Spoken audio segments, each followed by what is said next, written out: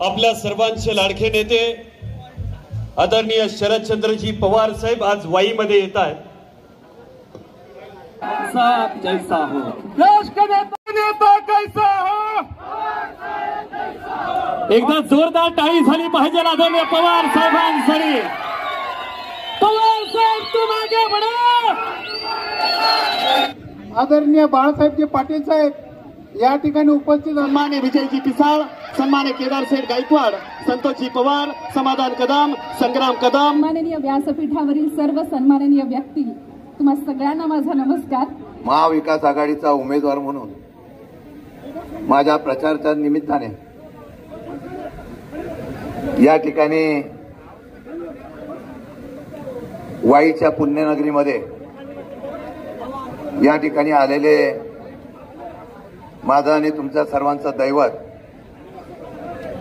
आणि उद्या देशाच्या असलेल्या परिवर्तना नादीचे खरे शिल्पकार आदरणीय पवार साहेब, त्याचबरोबर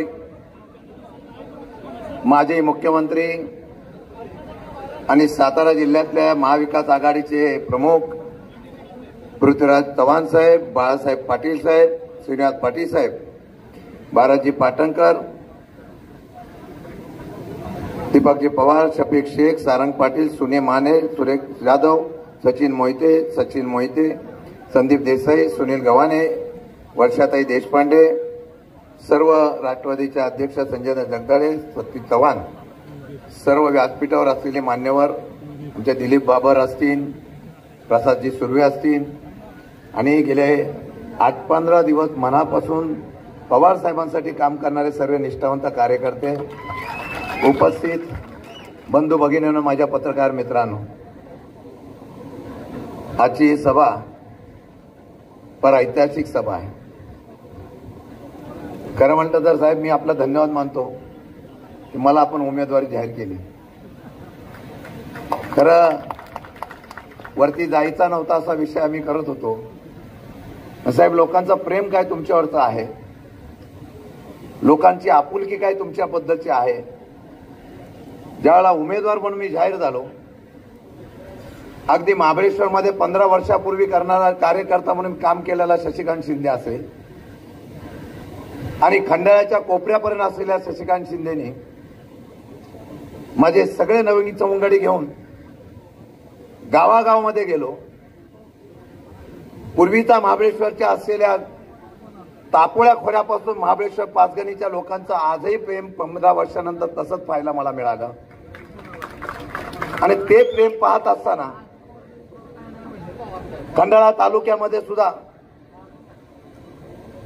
खरं म्हणलं काही अडचणीतून नेते बरोबर नव्हते। सामान्य कार्यकर्त्याची ऊर्जा काय असते, इतका उत्स्फूर्तप्रमाणे सर्व लोकांनी त्या ठिकाणी प्रतिसाद दिला। अगदी काल परवापर्यंत 56 गावाच्या असलेल्या गावाचा दौरा करत असताना पसरणीच्या युवकांनी सुरू केलेली या ठिकाणची रॅली आणि 56 गावांना मिळालेला प्रतिसाद बघितल्यानंतर मी प्रामाणिकपणाने सांगतो, अनेक जण म्हणतात की वाईचा मतदारसंघच हा उद्याचा खासदार ठरवणार आहे। आज सांगतो, कोणी काही सांगो, परंतु या वाई मतदारसंघामध्ये सर्वात सातारा जिल्ह्यातलं मताधिक्य हे महाविकास आघाडीला या ठिकाणी मिळेल अशा प्रकारचा या ठिकाणी आपल्याला शब्द देतो। कारण गावागावामध्ये फिरल्यानंतर लोकांचा आत्मविश्वास आणि प्रेम बघितलं आणि अशा प्रकारचं प्रेम पाहिल्यानं हाय भिलारे साहेबांचं लक्षात आहे। तर माथाडी कामगारचा मस्कू बोडके, माने, इथे आमचे भाऊ गायकवाड वगैरे आहेत, अनेक माथाडी कामगार आहेत। माथाडी कामगार अण्णासाहेब पाटील साहेबांचा आणि शिवराव पाटील साहेबांचा विचार, तुमचं प्रेम आजही विचारलेला नाही, तो कायम तुमच्यावर अशा प्रकारचा मी इथं ग्वाही देतो। कारण खंडाळ्यामध्ये माथाडी कामगार फार मोठ्या प्रमाणात आहे, वाईमध्ये आहे। खरं म्हणलं तर आजच्या सभेच्या निमित्ताने इतक्या मोठ्या संख्येने आपण आलेला आहात, अगदी हृदयापासून तुमचा आभार व्यक्त करतो।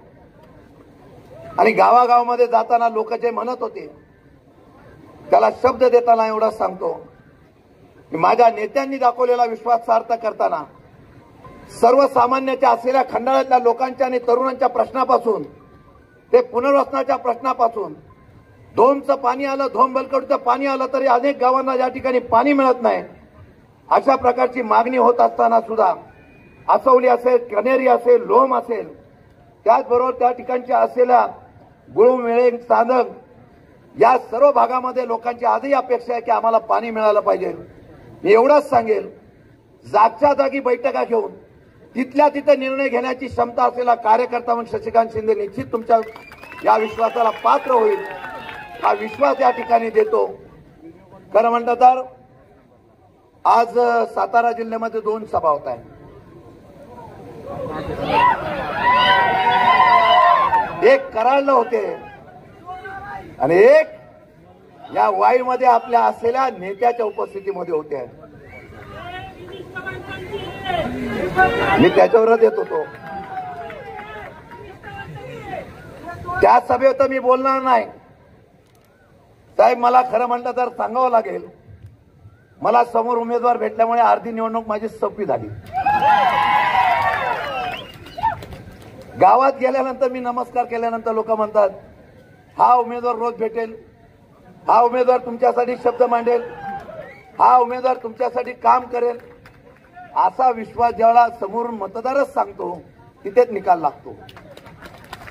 आणि हे करत असताना मला आठवण आहे, हा जिल्हा चव्हाण साहेबांचा आहे, हा जिल्हा लक्ष्मण तात्यांचा आहे, किसन वीरांचा आणि मदन आप्पांचा सुद्धा. तात्या पवार साहेबांवर किती प्रेम करत होते याची प्रचिती वाईच्या सर्व नव्हे तर सातारा जिल्ह्याला सुद्धा माहिती आहे. अध्यक्ष होते. महाराष्ट्रामध्ये निवडणूक झाल्यानंतर सर्व खासदार आणि आमदार आणण्याची किमया तात्यांनी करून दाखवली. आज ते नाही आहे, पण त्यांचे विचार आपण झोपूया. मदन आप्पा, मी साक्षीला आहे, जेव्हा काटावरचं सरकार होतं तेव्हा नारायण राणे फार मोठ्या प्रमाणात पक्ष फोडण्यासाठी प्रयत्न करत होते. एक आप्पा असे होते की त्यांच्याकडे बघून साहेबांनी सर्व बाजूला ठेवलं आणि या राज्याचा राज्यमंत्री करण्याचा इतिहास सुद्धा या पवार साहेबांनी निष्ठावंताच्या माध्यमातून करून दाखवला. म्हणून त्यांचे विचार जपणारे आपण लोक आहोत. गेल्या 2-3 दिवसापासून चव्हाण साहेबांच्या बद्दल फार बोललं जात आहे. ज्याला त्याला चव्हाण साहेबांची आठवण यायला लागली. खरं म्हणतात तर चव्हाण साहेबांचा विचार हा ज्यांनी पहिल्यापासून मानसपुत्र म्हणून या ठिकाणी जपला तो नेता माझ्या व्यासपीठावर आहे. त्यामुळे ह्या सातारा जिल्ह्याची निवडणूक जी आहे ही चव्हाण साहेबांच्या नावाने जिंकली शकते. हा विचार आल्यामुळे ज्यांनी कधी चव्हाण साहेबांच्या त्या असलेल्या समाधीकडे गेले नाही, ज्यांनी कधी चव्हाण साहेबांचा विचार या ठिकाणी जपला नाही, आज सुद्धा करायला सभा होत असेल. मला माहित नाही चव्हाण साहेबांच्या समाधीवर जातील का नाही. कदाचित आता चव्हाण साहेबांच्या समाधीवर गेल्याशिवाय सातारची निवडणूक जिंकणार नाही अशा प्रकारची परिस्थिती दिसते. कदाचित जातील सुद्धा, पण शेवटी चव्हाण साहेब आशीर्वाद देतील ते चव्हाण साहेबांच्या विचाराच्या नेत्या आणि चव्हाण साहेबांच्या विचाराच्या पाठीशी लढाई आहे. मग आजपासून निष्ठावंत बोललं जातं. निवडणुकीचं राजकारण लोकशाहीने व्हावं लागतं.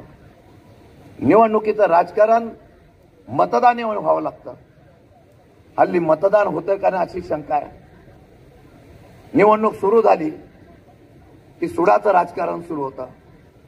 महाराष्ट्रातल्या अनेक दिग्गज कार्यकर्त्यांना, चांगल्या ताकदवर कार्यकर्त्यांना, जे पवार साहेबांच्या पाठीमागे राहिले, जे काँग्रेसच्या विचाराच्या पाठीमागे राहिले, जे शिवसेनेच्या विचाराच्या पाठीमागे राहिले, अशा सर्व मंडळींना कालपर्यंत त्या ठिकाणी त्रास देण्याचा प्रयत्न होता.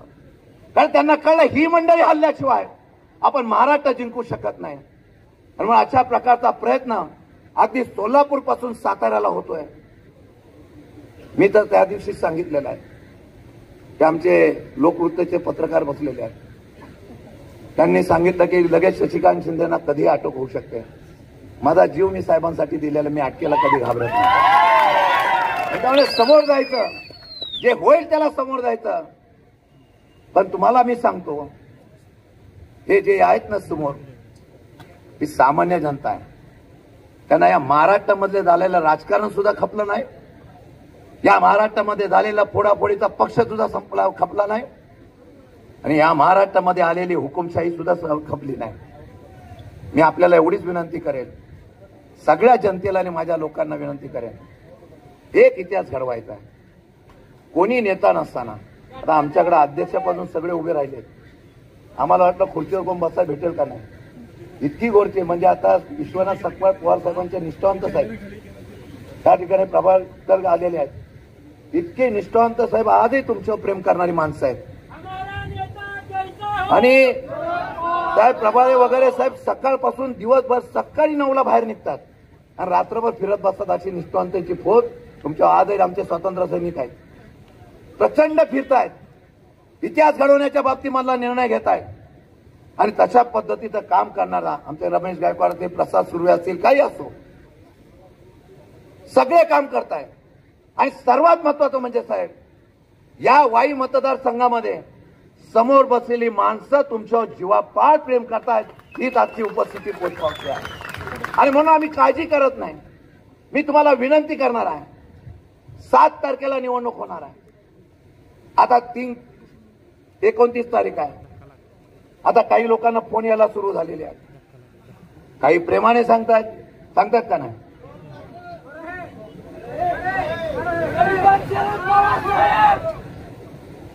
म्हणून लोक पण हुशार आहेत साहेब. वाड्यावर जाऊन भेटून येतात, नंतर सांगतात आपल्याला करायचं तेच करायचं. प्रकाश पाटील हा महाबळेश्वरच्या सगळ्या नगरसेवकांनी सगळ्या प्रामाणिक लोकांचं पण आभार मानतो. साहेब सर्वात नितीन बेलारे येऊन भेटले, नानासाहेब कासुर्डे आहेत, सगळे आहेत. सगळ्यांची नावं घेतली तर माझा भाषणाचा वेळ साहेबांचा घेऊन जाणे आहेत सगळे. साहेब बाळासाहेब भिलारेंचा उल्लेख करतो साहेब, मला आठवत आहे DM बावळेकर सगळे आहेत. 1999 साली पवार साहेबांच्या पाठीमागे जेवढी बैठक पहिली झाली महाबळेश्वरला, त्यामध्ये सातारा जिल्ह्यामध्ये लक्ष्मण तात्या होतेच, पण बाळासाहेब भिलारे सुद्धा प्रामाणिकपणाने पाठीमागे राहिले. आज तेच विचार घेऊन आपण पुढे जाऊया. एक इतिहास घडवायचा आहे. अगदी तापोळ्याच्या कांदाची खोऱ्यापासून आलेल्या लोकांनी, खंडाळ्याच्या असलेल्या लोकांनी, सगळ्यांनी, वाईच्या लोकांनी एक इतिहास घडवायचा आहे. मतपेटीच्या वेळेवर जेव्हा आपण मतदानाला जाऊ, कोणी काही करायचं करून द्या, पण समोर असलेल्या सर्व लोकांना विनंती करेल, 7 तारखेपर्यंत एवढं काम करा. 7 तारखेपर्यंत एवढं काम करा. अंडर करंट आहे, त्याला स्फोट होऊन द्या. प्रचंड अंडर करंट आहे, प्रचंड अंडर करंट आहे. तो अंडर करंट या ठिकाणी त्याचा स्फोट होऊन द्या आणि त्या शॉक मध्ये महायुती कोसळून द्या, एवढी तुम्हाला विनंती करणार आहे. साहेब खंडाळ्यामध्ये औद्योगिक क्षेत्र वाढलं, माझे तरुण तसेच आहेत. मी त्यांना शब्द दिलाय, आमच्या लोकांच्या मागण्या काय, IT पार्क. साहेबांना काय आश्चर्य नाही. साहेबांनी एक शब्द टाकला की साताऱ्यामध्ये IT पार्क आला. साहेबांनी एक शब्द टाकला की इंडस्ट्री एरिया आढेल. म्हणून माझ्या सर्वांना विनंती आहे, माझा हा नेता पृथ्वीराज बाबा, सगळे श्रीनाथ पाटील साहेब वगैरे सगळी मंडळी, आम्ही आता लढतोय या महाराष्ट्राच्या स्वाभिमानासाठी. आम्ही लढतोय त्या देशाच्या लोकशाहीसाठी. आणि म्हणून या सर्व गोष्टीचा विचार करून हात जोडून विनंती आहे, 7 दिवस असं काम करा, अशा पद्धतीने काम करा, इतिहास घडवा. तो इतिहास असा घडूया की आजही चव्हाण साहेबांचा जिल्हा, आजही शरद पवार साहेबांचा जिल्हा, चव्हाण साहेबांच्या प्रेमला कायकिंगच्या, त्याचबरोबर पृथ्वीराज बाबा असतील, आनंदराव चव्हाण असतील, त्यानंतर आमचे श्रीनाथ पाटील असतील, ज्यांनी खासदारकीच्या माध्यमातून या साताराचा स्वाभिमान वाढवला. आज तोच जिल्हा तसाच पद्धतीने महाराष्ट्रातल्या सर्वात ऐतिहासिक मताने हा खासदार निवडून देण्याचा इतिहास आपण शब्द साहेबांना देऊया. महाविकास आघाडीचा उमेदवार प्रचंड मताने निवडून आणूया. जय हिंद, जय महाराष्ट्र. लोकसभेच्या निवडणुकीच्या निमित्तानं आपण प्रचाराची सभा केली. देशामधलं राजकारण आपण रोज मीडियाच्या माध्यमातून त्या ठिकाणी पाहत असतो. राजकीय स्तर अतिशय खाली गेलेला आहे आणि अशा परिस्थितीमध्ये आपले नेते यशवंतराव चव्हाण साहेबांचा विचार जोपासण्याची जबाबदारी आपल्या सर्व जिल्हावासियांच्यावर आहे. या निवडणुकीचा मुद्दा कोणता आहे? आपल्याला 10 वर्ष मागे जावं लागेल. 10 वर्षापूर्वी ज्यावेळेस लोकसभेची निवडणूक होते त्यावेळी गुजरातचे मुख्यमंत्री नरेंद्रजी मोदी यांनी सुरुवात केली, अच्छे दिन आने वाले आहेत. लोकांना एक आशा दाखवली. पुन्हा सांगितलं की या देशातला पैसा परदेशामध्ये गेलेला, काळा पैसा परदेशात गेलेला आहे, तो आपल्याला घेऊन यायचा आहे. पुन्हा सांगितलं 15 लाख रुपये तुमच्या खात्यावर येतील. लोकांना बरं वाटलं आणि एक जाहिरात अशी आली एक महिला त्या ठिकाणी स्वयंपाक करते, चूल आहे त्या ठिकाणी, धूर प्रचंड आहे आणि अशा परिस्थितीमध्ये ती काँग्रेसला त्या ठिकाणी नाव ठेवते आणि त्यांनी सांगितलं की आम्ही गॅसची दरवाढ त्या ठिकाणी कमी करणार आहोत. आज परिस्थिती काय, जो गॅस 350 रुपयाला होता तो 1100 1150 पर्यंत गेला, थोडा कमी केलाय, पण त्यावेळेच्या काँग्रेसचा विचार केला तर 3 पट अधिकचा दर त्या ठिकाणी.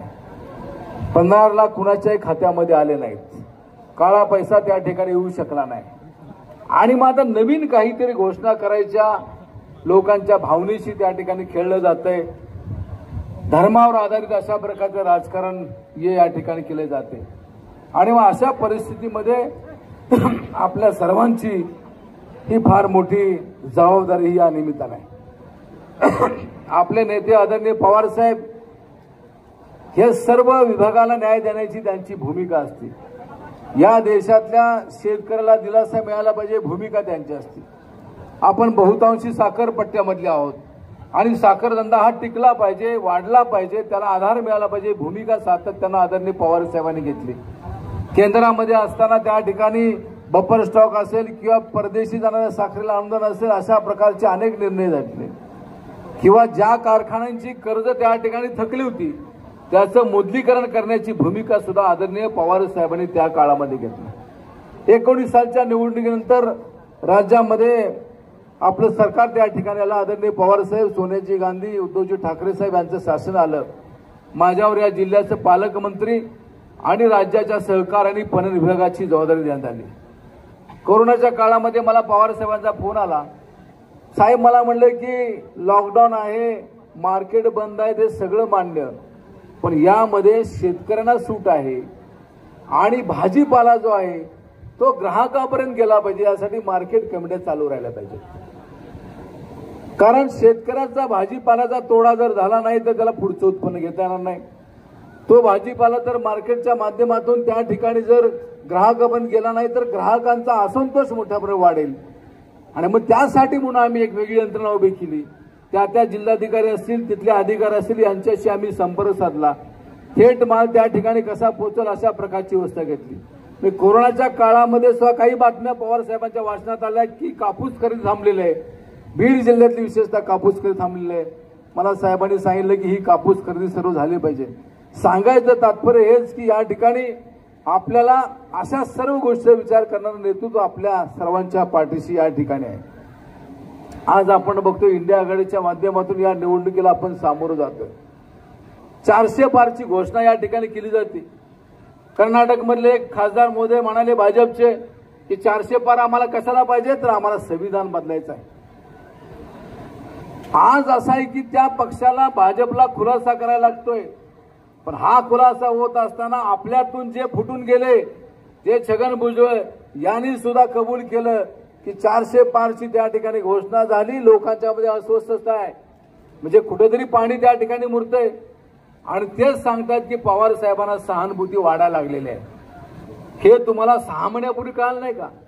ज्या व्यक्तीनं आपलं सगळं आयुष्य घडवलं, अडचणीच्या काळामध्ये आपल्या पाठीशी पवार साहेब उभे राहिले, अशा व्यक्तीने या ठिकाणी पवार साहेबांना सोडून जाण्याची भूमिका ही त्या ठिकाणी घेतली.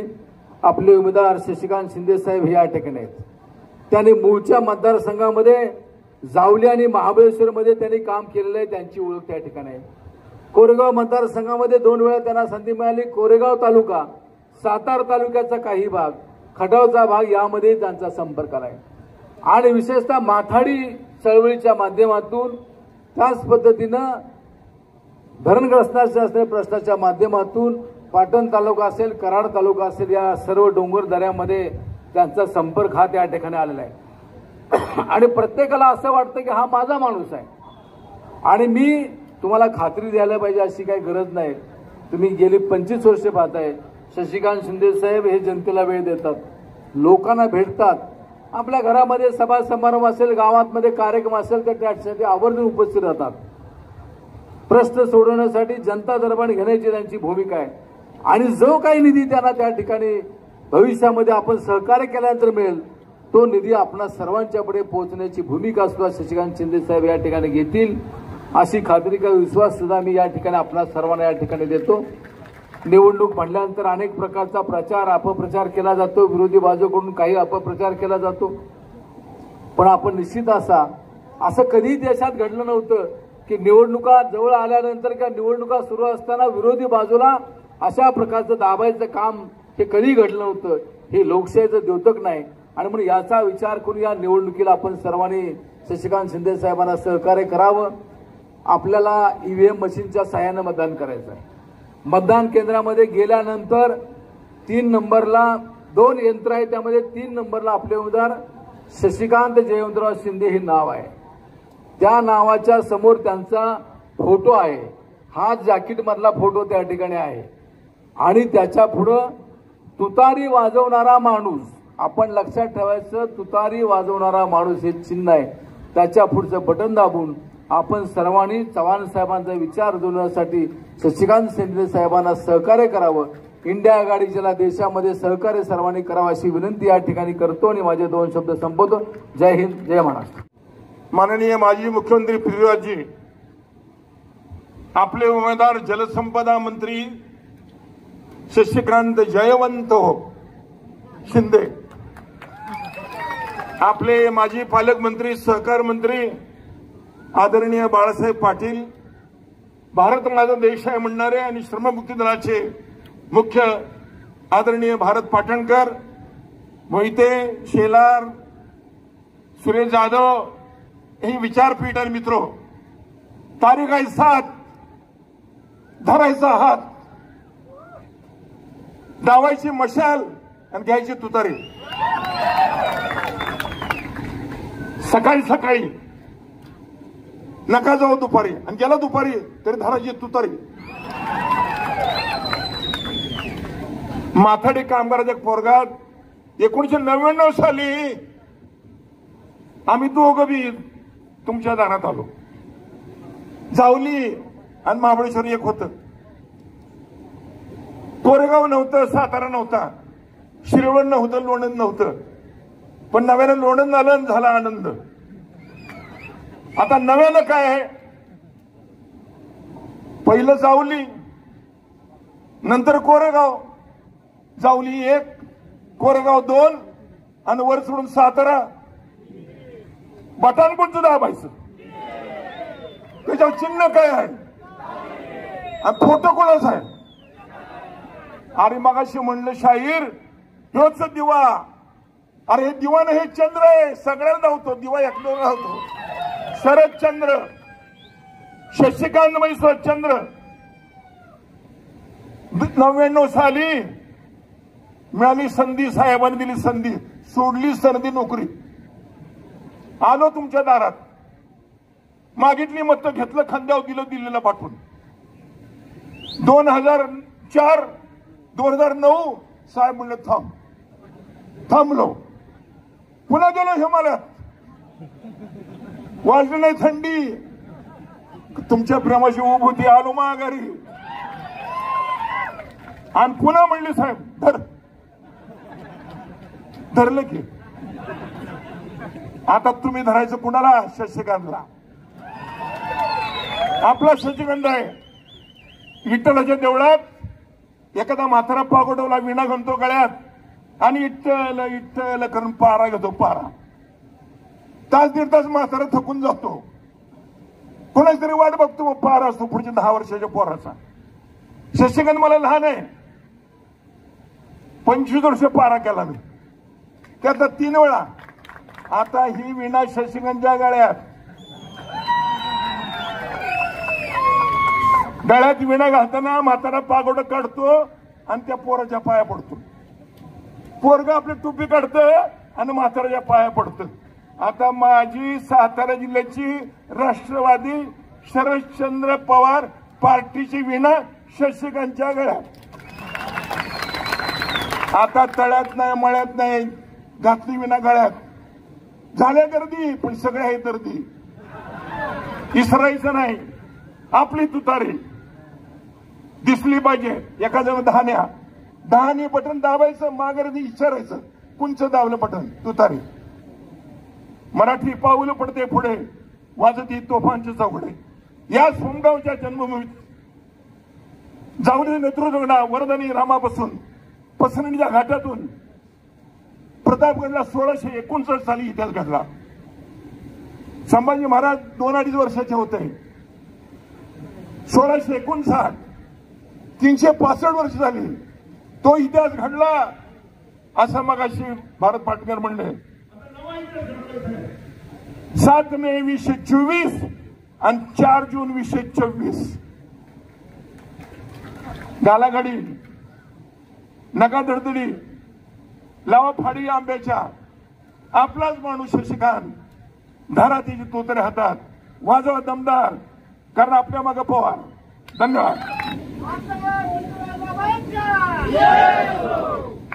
आदरणीय खासदार शरदचंद्रजी पवार साहेब, खासदार श्रीनिवासजी पाटील, जिल्ह्याचे माजी पालकमंत्री आमदार बाळासाहेब पाटील, महाविकास आघाडीचे, इंडिया आघाडीचे, राष्ट्रवादी काँग्रेस शरद पवार गटाचे लोकप्रिय उमेदवार आमदार शशिकांतजी शिंदे, सुरेशराव जाधव, सुनील माने, सुनील मोहिते, डॉक्टर भरत पाटणकर, वर्षा देशपांडे, व्यासपीठावरील सर्व मान्यवर आणि वाईच्या विराट सभेकरता उपस्थित आपण सर्व बंधू भगिनी आणि युवक मित्रांनो, या सभेची उपस्थिती पाहिली तर निवडणुकीचा निकाल काय लागणार आहे याबद्दल कुणाच्या मनात काही शंका असायचं कारण नाही. एक ऐतिहासिक निवडणूक आहे. महाराष्ट्रामध्ये 6 पक्ष आहेत. एका बाजूला 3, दुसऱ्या बाजूला 3.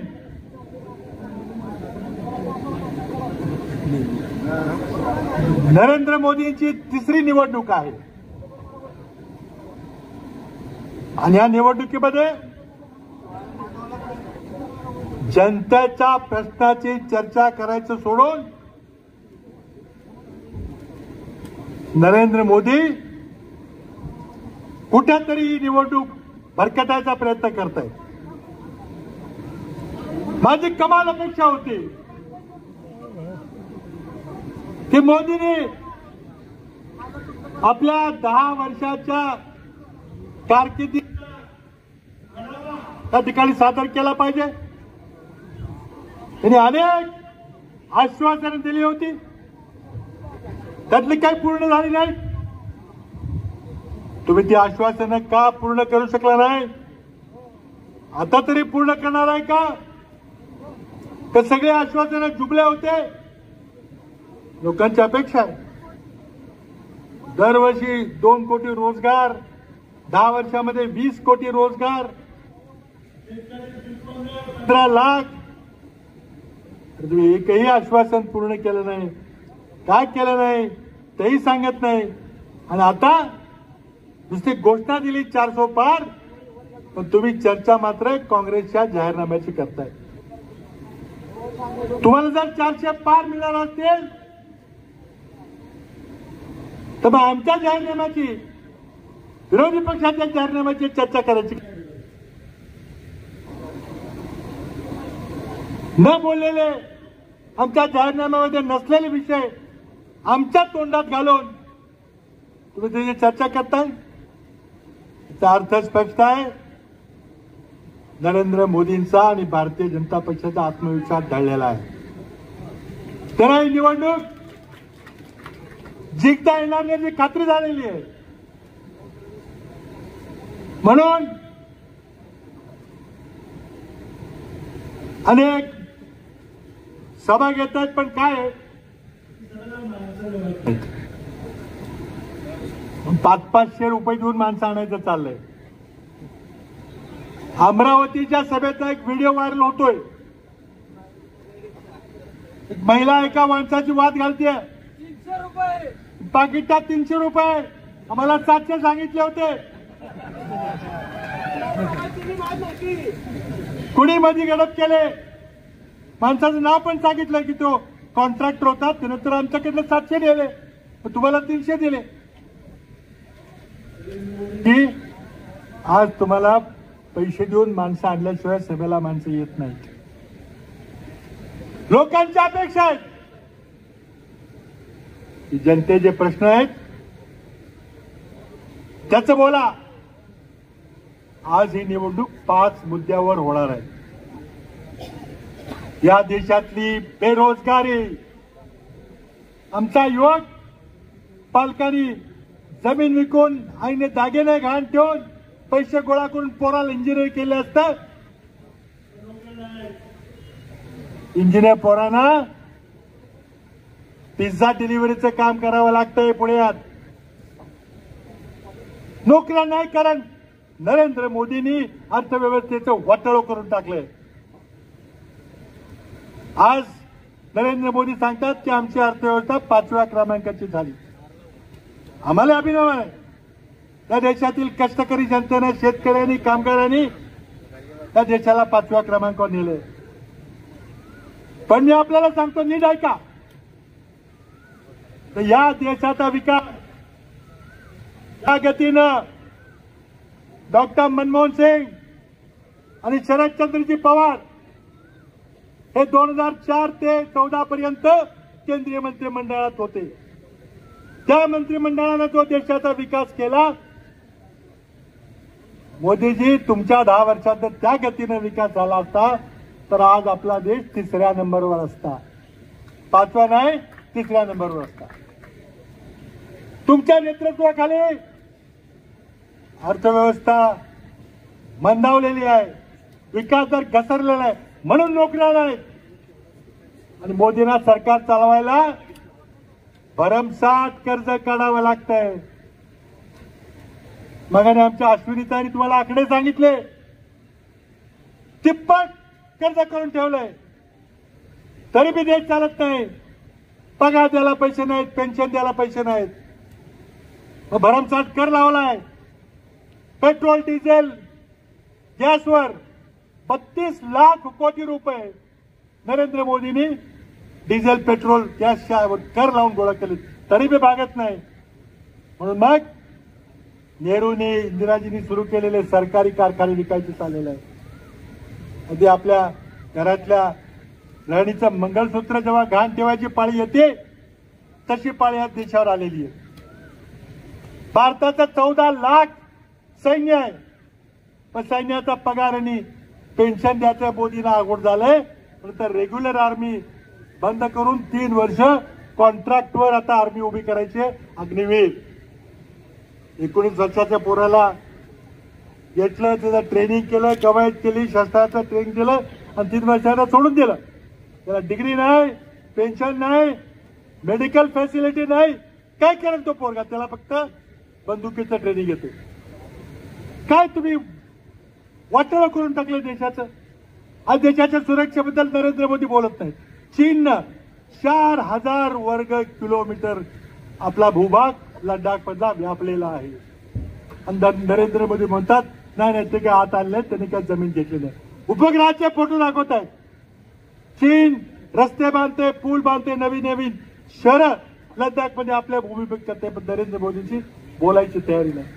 आता हे अग्निवीर कॉन्ट्रॅक्टचे 3 वर्षात शिकवलेले लोक चीनचा मुकाबला करणार आहेत. मित्रांनो, दुसरा प्रश्न आहे शेतकऱ्यांच्या परिस्थितीचा. मोदींनी शेतकऱ्यांना न विश्वासात घेता, पार्लमेंटला न विश्वासात घेता 3 कायदे बदलून टाकले. आपल्या बुटभर मित्रांच्या फायद्याकरता देशात प्रचंड मोठं आंदोलन झालं. वर्षभर आंदोलन झालं. 700 लोकांचे त्या ठिकाणी जीव गेला, तरी बलिदान दिलं. शेवटी नरेंद्र मोदींना माघार घ्यावी लागली, ते कायदे परत घ्यावे लागले.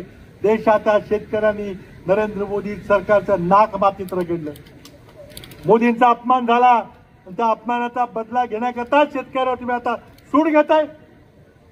जरा शेतीच्या मालाला दर चांगले आले की लगेच तुम्ही निर्यात बंदी करताय. साखरेवर निर्यात बंदी, गव्हाची निर्यात बंदी, तांदळाची निर्यात बंदी. कांद्याला 40 रुपये किलो दर असताना तुम्ही एकदम निर्यात बंदी करून 7 रुपये आणलं. काय वाटत होतं शेतकऱ्याला? आणि आज तुम्ही फक्त गुजरात मधला कांदा निर्यात करायची हा निर्णय घेतलेला, फक्त गुजरातचा, महाराष्ट्रातला नाही. आज तुम्ही निर्णय घेतलाय 1,33,00,000 रुपयाचं तेल आयात करायचा निर्णय घेतलाय. सोयाबीनचे दर मुद्दाम तुम्ही पाडले. शेतकऱ्यावर सूड घ्यायचं चाललेलं आहे. मतदान करताना सगळ्या गोष्टींचा विचार करावा लागेल. चौथा मुद्दा भ्रष्टाचाराचा आहे. प्रचंड मोठा अपराध. निवडणूक रोख्यातून हजारो कोटीचा भ्रष्टाचार, जगातला सर्वात मोठा स्कॅम नरेंद्र मोदींनी केला. Cashless corruption. नोटबंदीमुळे तर जीएसटीमुळे आणि लॉकडाऊनमुळे देशाचं वाटोळ झालं, लोक उद्योगांचं वाटोळ झालं, रोजगार पेटला. पण नरेंद्र मोदींनी मात्र कॅशलेस करप्शन आणलं. नुसतंच आर्थिक करप्शन नाही तर नैतिक करप्शन. महाराष्ट्रामध्ये जे सरकार पाडली, शिवसेनेचं सरकार पाडलं, राष्ट्रवादीचं सरकार पाडलं, अरे त्या सगळ्या कृत्याला नरेंद्र मोदींचा राजाश्रय होता. नरेंद्र मोदींच्या परवानगीने सगळं घडलेलं आहे. तुम्ही सांगताय न खांगवा न खाणे दूंगा, याच्यापेक्षा मोठा भ्रष्टाचार नाही. म्हणून मग शेवटचा मुद्दा, आपला देश आता हुकुमशाहीकडे चाललेला आहे. 370 खासदार पाहिजे, 400 पार पाहिजे. का पाहिजे? काही खासदार भाजपचे बोलले आम्हाला संविधान बदलायचं आहे. आज डॉक्टर बाबासाहेब आंबेडकरांच्या त्या संविधानामुळं नुसताच आंबेडकरी जनतेला नाही, नुसताच ओबीसीला नाही, तुमच्या आमच्यासारख्या बहुजन समाजाला देखील लाभ मिळालेला आहे. 47 पूर्वीची काय परिस्थिती विचार करा. त्या राज्यघटनेमुळे आपल्याला समान अधिकार, समान न्याय मिळालेला आहे. ती राज्यघटना बदलायची आहे. जेव्हा राज्यघटना तयार होत होती त्या RSS वाले म्हटले की नव्या राज्यघटनेची काय गरज आहे, आपल्याकडे मनुस्मृती आहे. त्यांना पुन्हा वर्ण व्यवस्थेवर आधारित समाज व्यवस्था आणायची आहे. आपण डोळ्यात तेल घालून त्याने निवडणुकीमध्ये शशिकांत शिंदे यांना निवडून दिलं नाही तर पश्चाताप करायची वेळ येईल. माथाडी कामगारांचा मुलगा, तुमच्या शेजारच्या जावली खोऱ्यातला हा युवक, हा तुम्हाला दररोज हाक माराल तेव्हा तुमच्या हाकेला ओ द्यायला भेटायला येईल. आज विरोधी पक्षाच्या उमेदवारांना 5व्या वेळेला तिकीट मिळतंय. 5व्यांदा दिलं तिकीट. 15 वर्षात तुम्हाला कधी भेटले? 15 वर्षात तुमच्या सुखदुःखात कधी सहभागी झाले? निवडणूक आले की लगेच पुन्हा जायचं, छत्रपती नाव सांगायचं, पुन्हा तिकीट घ्यायचं. आता सातारा लोकसभा मतदारसंघातली जनता, वाईची जनता आणि त्या कराडपाटीची जनता बिलकुल आता त्या भूलथापांना बळी पडणार नाही. सरकारने कितीही प्रेशर टाकलं, मोदींनी आणखी 2 सभा घेतल्या तरी काही उपयोग होणार नाही. की वाईच्या प्रचंड सभा पाहिल्यावर कुणाच्या मनात विश्वास राहणार नाही. शशिकांत शिंदे 4 तारखेला जेव्हा निकाल लागेल तर प्रचंड बहुमताने विजयी होतील. मागच्या वेळेला 2 पक्षांनी 90,000 मतांनी पाडलं. आता तर शिवसेना आलेली आहे, 3 पक्ष आहेत. 1.5 लाखाच्या पुढे मार्जिन होणार करा. आज पवार साहेब खास आपल्याला भेटायला इथं आलेले आहेत. त्यांना आपल्याला ऐकायचंय. पुन्हा एकदा शशिकांत शिंदे यांच्या तुतारी पुढचं बटन दाबून त्याला प्रचंड बहुमत विजय करायला विनंती करतो. थांबतो. जय हिंद, जय महाराष्ट्र.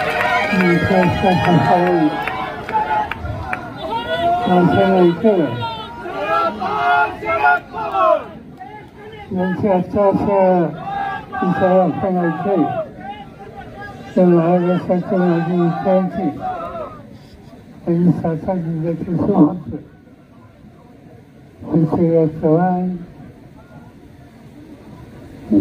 सातारा जिल्ह्याचे सुपुत्र आणि सिक्कीमचे माजी राज्यपाल श्री पाटील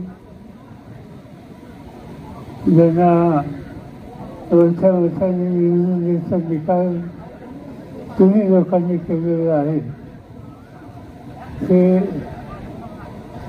त्या संयुक्त आघाडीचे उमेदवार शशिकांत शिंदे, आमदार बाळासाहेब पाटील व्यासपीठावर उपस्थित असलेले विविध पक्षांचे नेते आणि बंधू भगिनींनो, लोकसभेची निवडणूक आली आणि देशामध्ये एक वेगळं चित्र निर्माण झालं आणि त्याचं महत्त्वाचं कारण की या देशामध्ये निवडणुकीच्या संबंधीची चिंता लोकांना वाटते. त्याचं महत्त्वाचं कारण या माणसाचं नेतृत्व प्रधानमंत्री नरेंद्र मोदी आज ते या दिवस आहे. आज उद्या महाराष्ट्रामध्ये अनेक ठिकाणचे जात आहेत. सोलापूरला गेले, लालखिल्ला जात आहेत, पंढरपूरच्या आसपास जात आहेत, कराडला येत आहेत, पुण्याला जात आहेत, आजूबाजूला आणखीन काही ठिकाणी जात आहेत. त्यांनी मनावर घेतले आणि त्यांच्या लक्षात आले की हा महाराष्ट्र एका वेगळ्या रस्त्याने जाणार आहे आणि चुकीची गोष्ट, चुकीचं राजकारण करण्याच्या संबंधीची जरी भावना टाकली त्यांच्या हातामध्ये लोकांचा पाठिंबा येणार नाही. आणि त्याचे जाऊया वेगळं सांगूया आणि लोकांच्या मनामध्ये नसलेल्या गोष्टी आणून ह्या राज्याचा, या देशाचा कारभार हा अशा हातात देण्याचा प्रयत्न केल्याशिवाय गत्यंतर नाही या निष्कर्षाची ते आले. ते आणि त्यांचे दिल्ली राहिले, त्यांचं नाव अमित शहा, बघितलं असायचं. ते हिंसक महाराष्ट्रामध्ये भाषण कसं ते भाषण केलं एके ठिकाणी की शरद पवारांनी काय केलं. त्याची गमतीची गोष्ट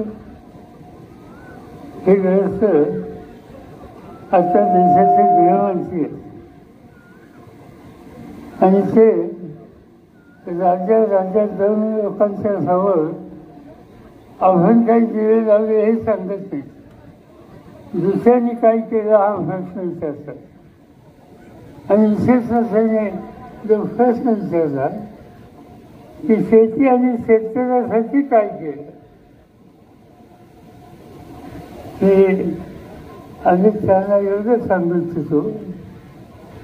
2004ला माझ्याकडे देशाच्या शेती खात्याचं काम आले.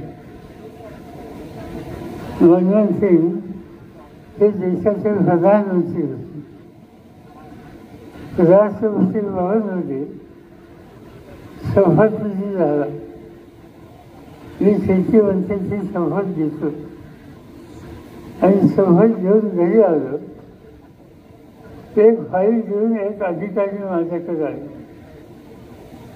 मी आत्ता शपथ घेतली, कशी फाईल आली. त्यांनी सांगितलं की देशाचा गव्हाचा साठा हा 3 आठवडे पुढे एवढाच आहे.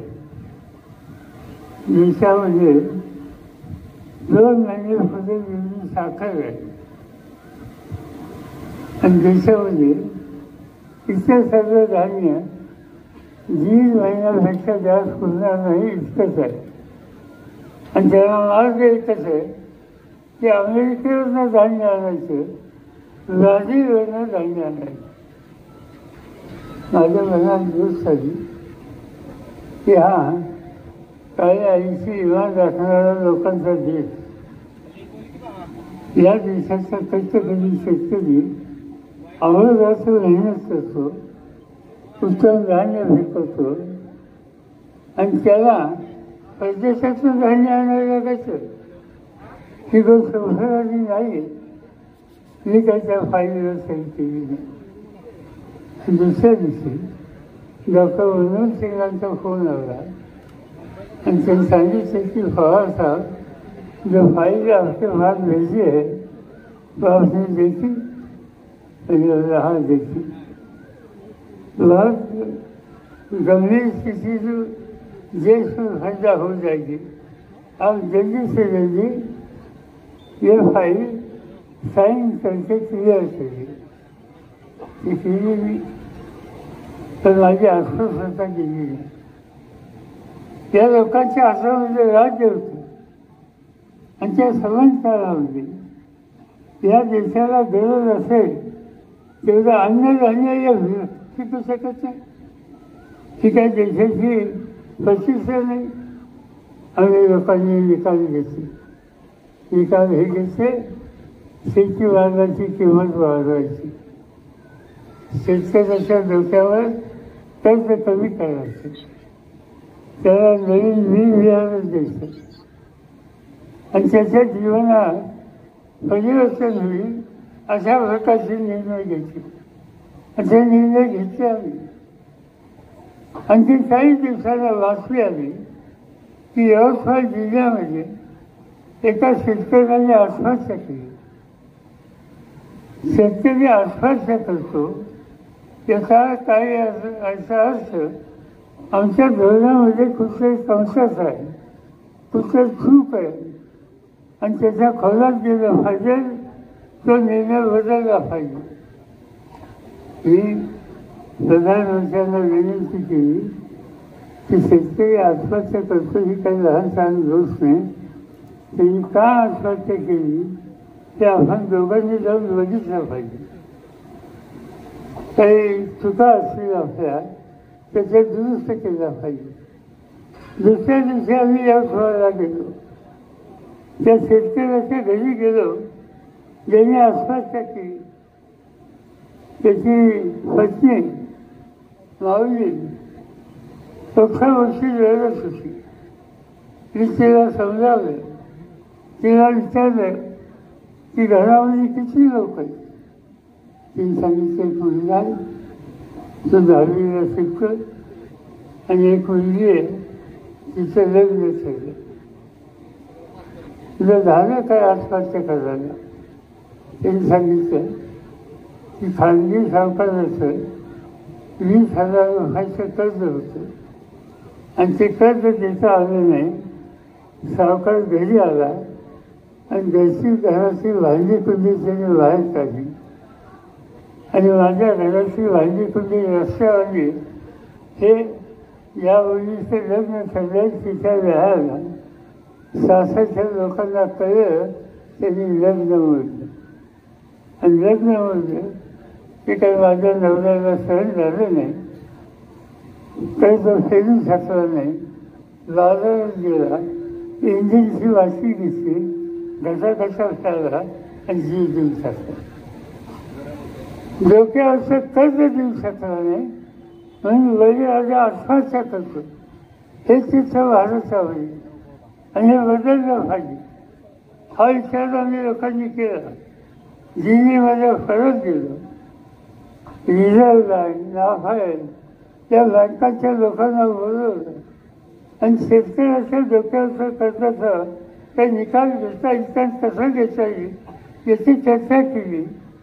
शेवटी हा निकाल घेतला की त्यांच्या डोक्यावरचं कर्ज माफ केल्याशिवाय दुसरा काही पर्याय नाही. मनमोहन सिंगांनी फाशीवर दिला आणि एका हुकमाने 70,000 कोटीचं कर्ज माफ केलं आणि ज्या बँकेचं कर्ज लोकांनी घेतलं तो वेळ परत करत नसेल तर 11 आणि 12% व्याजाचा दर होता, तो दर 3% भरून आणलेला आहे. तुम्ही आज सातारा दिला मध्यवर्ती सरकारी बँकेत चौकशी करा. वेळेवर कर्ज फेड जे करतात त्याचा व्याजाचा दर कमी झाला का नाही आणि तो केला. सहन देशामध्ये केला. हा निकाल आम्ही लोकांनी घेतला. त्याचं महत्त्वाचं कारण त्या शेतकऱ्यांचं दुखणं आम्हा सगळ्यांच्या जीवाला लागलेलं दुसरं होतं. हा निवड एक फक्त नाही, शेतीमालाच्या किमती हाही अत्यंत महत्त्वाचा प्रश्न.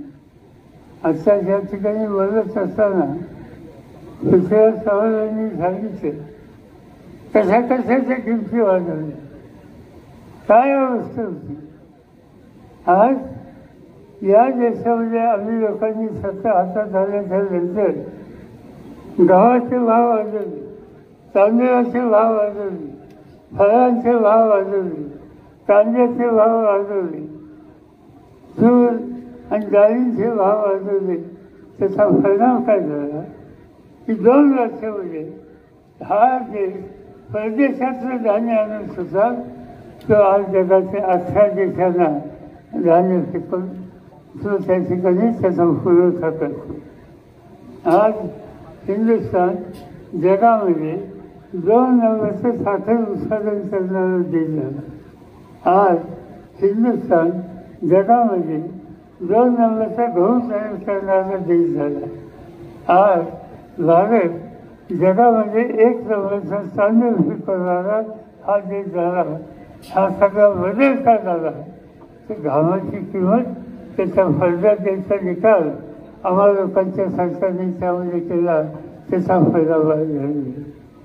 आणि याच्यामध्येच भाजप ज्यावेळी आम्ही कांद्याचे भाव वाढवले, निर्यातीच्या संबंधीची धोरण असली, मला असंच एक दिवस काळ लोकसभेमध्ये गेल्याच्या नंतर त्या लोकसभेमध्ये दंगा सुरू झाला.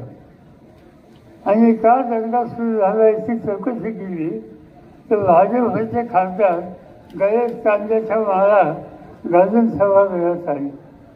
त्यांना विचारलं तुमचं म्हणणं काय? त्याने कांदा भयंकर महाग झाला, अनेक तुमचा निषेध करतो, कांद्याच्या किमती खाली आणा.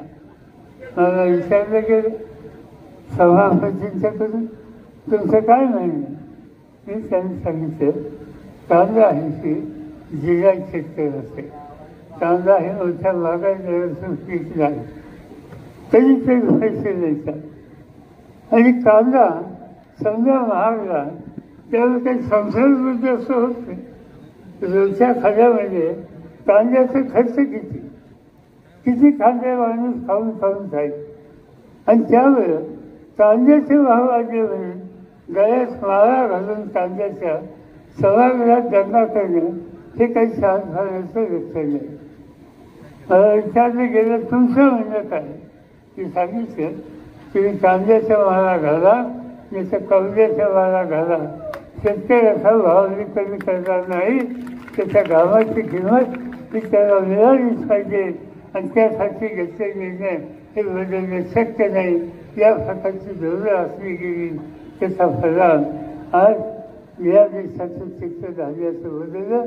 आणि त्याचं मुख्य कारण काळ्या आईची इमान राखणारा हा शेतकरी घाम घालतो, उत्पादन वाढवतो आणि देशाची अन्नाची गरज भागवतो. हे सूत्र आम्ही लोकांनी स्वीकारलेलं होतं. मोदींना ही भूमिका मांडली. मोदी जाईल त्या ठिकाणी भाषण करतात, सांगतात. पहिल्यांदा सांगितलं सगळी की 10 वर्ष त्यांच्या हातात सत्ता झाली, त्या सत्तेचा वापर मी महागाईची स्थिती आहे ती बदलणार.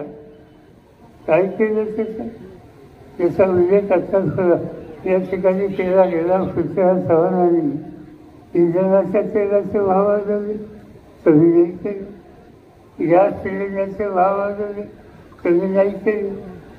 दूध डाळी आणि या सगळ्या शेतकऱ्याचे भाव कमी केले.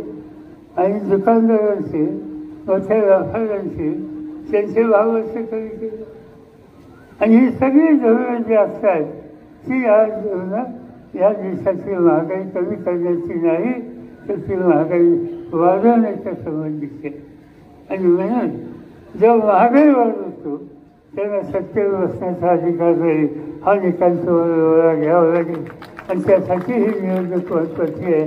त्यासाठी शशिकांत शिंदेंना मतदान करणं हे तुमचं माझं सगळ्यांचं गरज. आज या देशामध्ये पक्ष फोडणे हा एक महत्त्वाचा उद्योग झाला. एक जणी राज्याचे मुख्यमंत्री म्हणून ज्यांनी काम केलं ते ग्रस्त देवेंद्र फडणवीस एक दिवशी जाहीर सगळ्यांना बोलले. 2 पक्ष फोडून आज मी या ठिकाणी आलो. आणि काही उभं करायला अक्कल लागते, फोडायला अक्कल लागत नाही, देण्याला अक्कल लागत नाही. आणि तुम्ही 2 पक्ष फोडले. काय झालं त्याच्यामध्ये?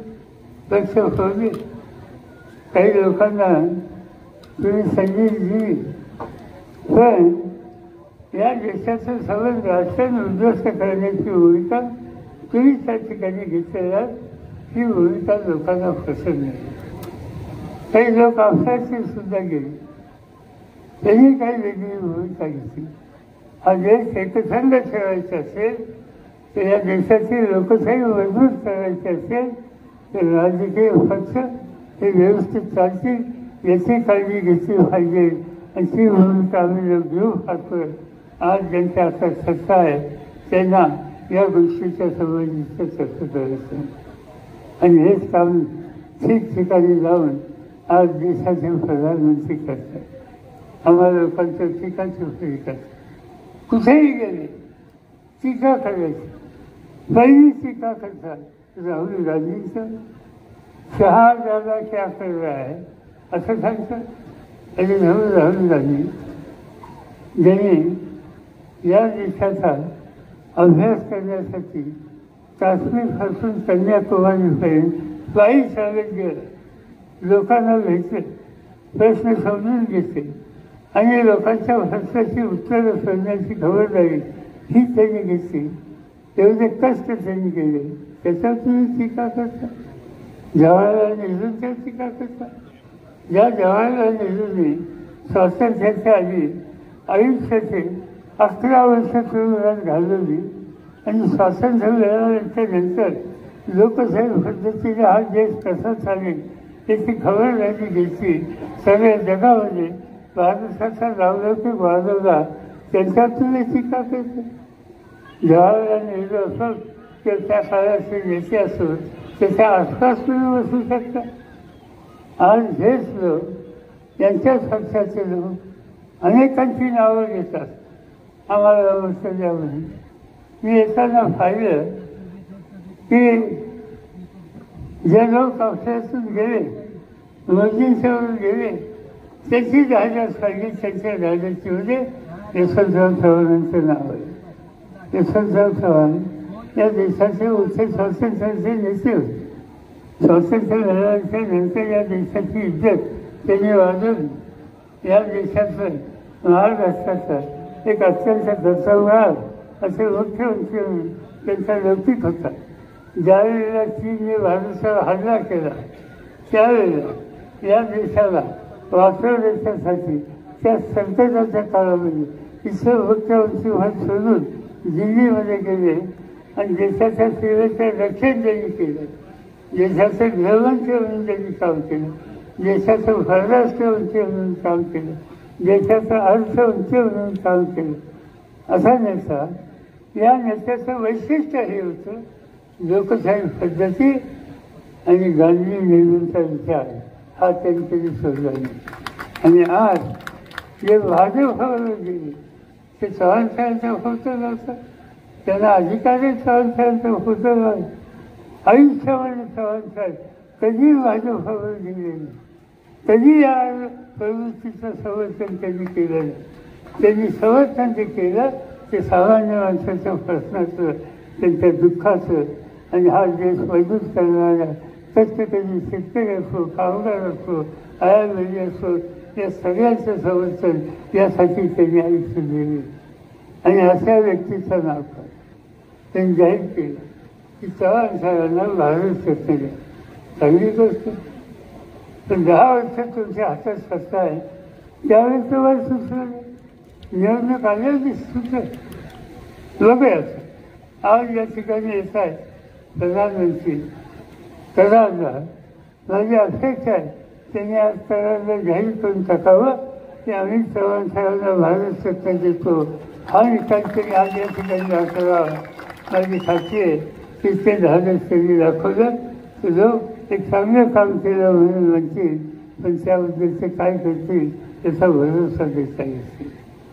आज हे प्रधानमंत्री अनेक गोष्टी देशाने घडतात, चुकीच्या गोष्टी घडतात. मणिपूर म्हणून राज्य, मणिपूरमध्ये संघर्ष झाला, स्त्रियांच्या दिवसा अत्याचार केलेले आहे, बलात्कार केले गेले. आणि हे प्रधानमंत्री सगळं राज्यात जाळपोळ होते, दररोज फेकत होतात, स्त्रियांच्यावर अत्याचार केले जातात. त्यांच्याकडे धमकून बघायचं आहे. एक दिवस सुद्धा तिथे गेले नाही. आणि हा देश मी चालवणार, मजबूत चालवणार, सगळ्यांच्यासाठी चालवणार या प्रकारच्या घोषणा केली.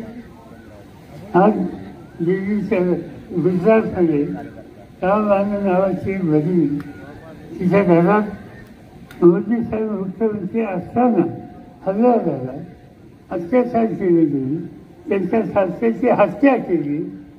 आणि असं करून जे याच्यामध्ये गुन्हेगार होते ज्यांना 11 वर्षाच्या शिक्षा झाल्या, मोदी साहेब सत्तेवर आल्याच्या नंतर हल्ली ज्यांना 11 वर्षाच्या शिक्षा झाल्या, त्यांच्यावर अत्याचार केले म्हणून, कोणाचा खून केला म्हणून त्यांना फार झाली आता शिक्षा म्हणून त्यांची सुटका केली. नुसती सुटका केली नाही, तुरुंगाच्या बाहेर आल्याच्या नंतर गळ्यात हार घालून त्यांचा सन्मान त्यासाठी त्यांनी केला. स्त्रियांची अवधी देणाऱ्यांचा सन्मान करण्याचं धोरण जे स्वीकारतं ते काही देशाचे हितचिंतक असू शकतात, स्त्रियांचं हिताची दखल करू शकतात आणि म्हणून त्यांना मत मागायचा अधिकार तिथंच आहे त्याचा विचार तुम्ही लोकांनी केला असेल. ते सांगतात भ्रष्टाचार घालू. आज काय झालं? भ्रष्टाचार घालवण्यासाठी ज्यांनी प्रयत्न केले त्यांच्यावर त्यांनी कारवाई केली. सत्तेचा गैरवापर कसा करतात याची उदाहरणं त्यांनी दाखवली. झारखंड नावाचं राज्य, आदिवासींचं राज्य, आदिवासी मुख्यमंत्री त्या ठिकाणी होते. त्या मुख्यमंत्र्यांनी राज्याचे प्रश्न मांडले आणि ते मांडत असताना मोदी याचा निकाल घेत नाही म्हणून त्यांच्या टीका चिरफाडी केली. आज झारखंडचा मुख्यमंत्री तुरुंगामध्ये, त्याच्या कुटुंबाच्या लोकांना तुरुंगात टाकलं. अरविंद केजरीवाल ज्यांच्या पक्षाचे प्रतिनिधी मगाशी या ठिकाणी बोलले, दिल्लीचे मुख्यमंत्री, सामान्य कुटुंबाचे ग्रस्त, सत्ता हातात आल्याच्या नंतर शैक्षणिक क्षेत्रामध्ये त्यांनी क्रांती केली. आरोग्य सुविधा या देण्याच्यासाठी त्यांनी परिवर्तन केलं. त्यांनी जे निर्णय घेतले ते बघायला देशातूनच नव्हे तर देशाच्या बाहेरून लोक यायला लागले आणि त्यांनी त्याचं उत्तम काम केलं हे पाहायला लागले.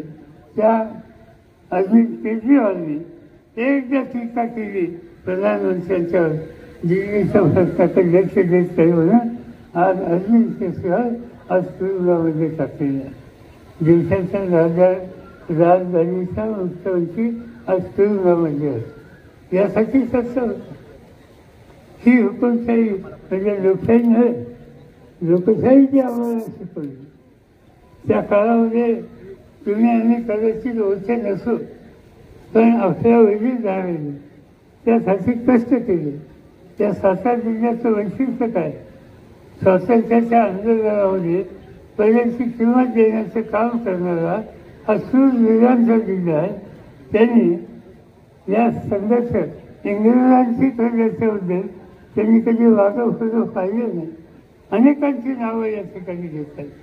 आता मी ते किसनवीरांचा फोटो पाहिला, किसनवीर, चव्हाण साहेब, असे अनेक नावं घेता येतील. त्यांनी या 7 जिल्ह्यातून ते वसंतदादा पाटील असो किंवा आणखी त्यांचे सहकारी असो इंग्रजांच्या विरुद्ध संघर्ष केला, देशाला स्वातंत्र्य मिळवून दिलं आणि असे कर्तृत्वात आणि देशाच्या हिताची जपून करणारी ही नेत्याची परंपरा त्यांची भद्रता ठेवलं, त्यांचा सन्मान करणं याच्यावर मोदी साहेबांचा विश्वास नाही आहे. एका वेगळ्या पद्धतीनं आज तो देश चालू खातोय आणि ते असं चालू केलं तर या देशाची लोकशाही ही संकटात येईल आणि देशाची लोकशाही संकटात येईल तर तुमचे माझे सगळे अधिकार हे उद्ध्वस्त होतील. आणि त्याची सुरुवात झाली. मी तुम्हाला प्रश्न विचारतो, तुमच्याकडे पंचायतीच्या निवडणुका झाल्या, जिल्हा परिषदेच्या निवडणुका झाल्या, नगरपालिकेच्या निवडणुका झाल्या, 2-2 वर्ष निवडणुका होत नाही. याचा अर्थ काय? याचा अर्थ मोदी आणि त्यांच्या सरकारांना सर्व देशाच्या प्रत्येक राज्याची सत्ता आपल्या उंचीत पाहिजे आणि आम्ही म्हणेल तेच राजकारण, आम्ही म्हणेल तेच धरून ही भूमिका घेऊन आज देश चालवायला ते फुलं निघालेले आहेत. हे देशाच्या हिताचं नाही, जे हिताचं नाही त्यांना धडा शिकवण्याची ताकद आणि सातारकरांच्यात नाही, ते दिवशी कुणाच्या होते. आणि म्हणून ह्या धडा शिकवायच्या संबंधीचं अत्यंत महत्त्वाची जबाबदारी आज आपल्याला पडलेली. मला आनंद शशिकांत शिंदेसारख्या एक कष्टकरी कुटुंब असतात, घाम घालणाऱ्या लोकांचा असतात, तुमच्या भागाचा एक तरुण कर्तृत्वान माणूस आज लोकसभेला अनुदान म्हणून या ठिकाणी दिला. माझी खात्री आहे की तुमच्या सगळ्यांच्या पाठिंब्याच्या जवळ ती यशस्वी होती.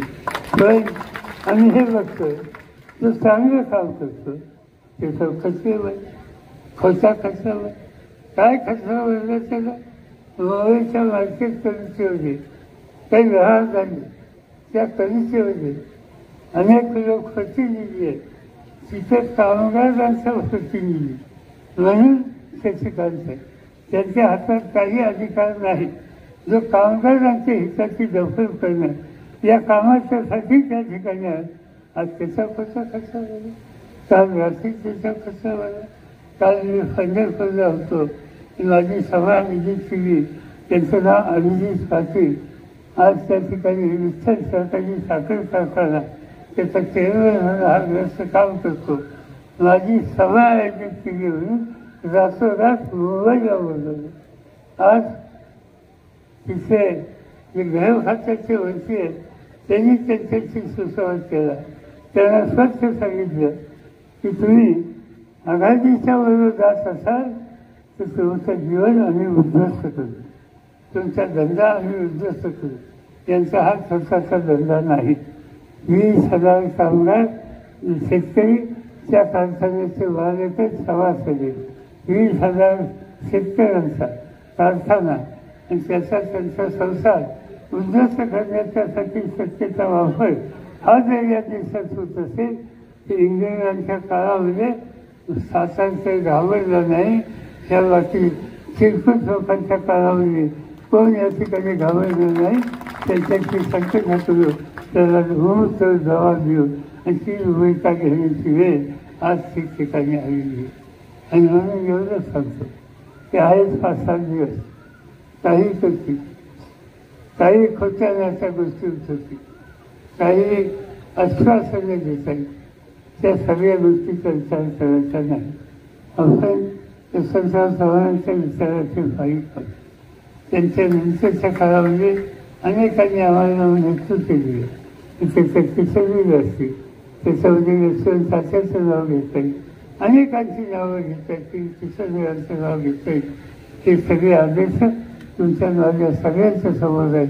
ते आदर्श आपण जतन करू, मताचा विक्रम करून सातारची लोकसभेची जागा शशिकांतच्या मार्फत आपण त्या ठिकाणी निवडून जे आले त्यांनी काही टीका टिप्पणी माझ्या केली असं कळेल. छत्रपतींच्या काय बोलायचं असं कॉलेज पहिल्यांदा आम्ही हे घेऊ म्हणजे सकाळी का संध्याकाळी हे बघावं लागतं.